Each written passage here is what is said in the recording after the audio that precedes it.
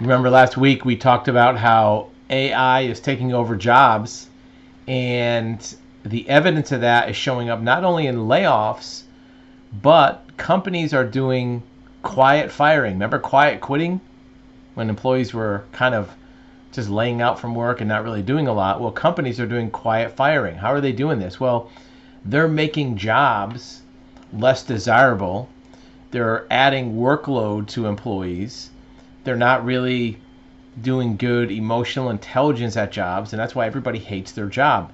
The employers are hoping that people are going to quit, because if you quit, they have less obligation than they do for firing. Most states have laws that if you fire more than a certain number of people, you have to provide notice and benefits and provide job resources. But if somebody quits, you're off the hook. So companies are structuring roles so that people want to quit. How hard is it to get you to want to quit, right? Most companies have to work hard to retain people, and if you just don't care and let people, have kind of a terrible job, they're going to quit on their own. But not enough people are quitting. According to Wall Street Journal, bosses are running into problems because enough people are not leaving their jobs. This is a big swing from a couple years ago when there weren't enough employees. Well, when that happened, a lot of companies went to AI and efficiency methods to get the job done, and now they're trying to shed employees. So mark my words, next year or two, you'll see more people out of a job and looking for unemployment, looking to pay their bills, but you won't see as many stories about layoffs. Sure, there will be some, but that's going to be a problem. It's already affecting finances. A lot of people are trying to get rid of their cars. A lot of people are trying to say, well, wait a minute, I can't afford this car payment anymore.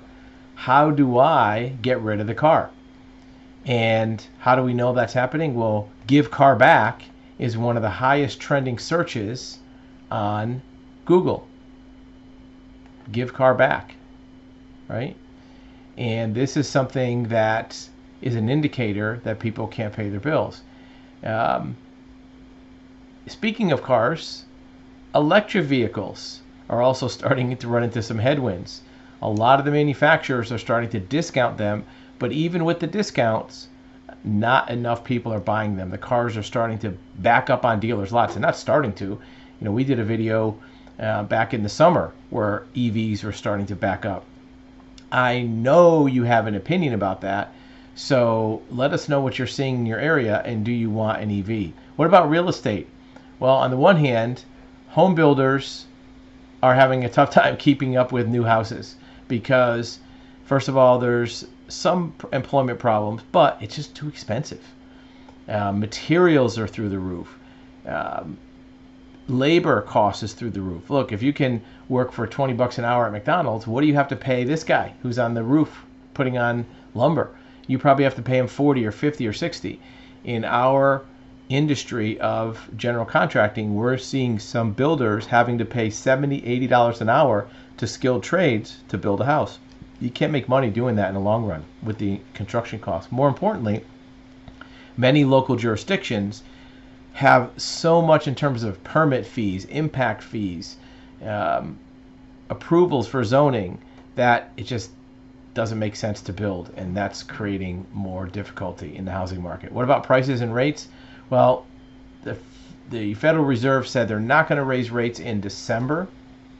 They're likely to leave the rate unchanged, but they're not sure. Are more interest rate hikes needed? They're still not sure which way it's going to go. So be aware that 8-9% mortgages are probably here to stay.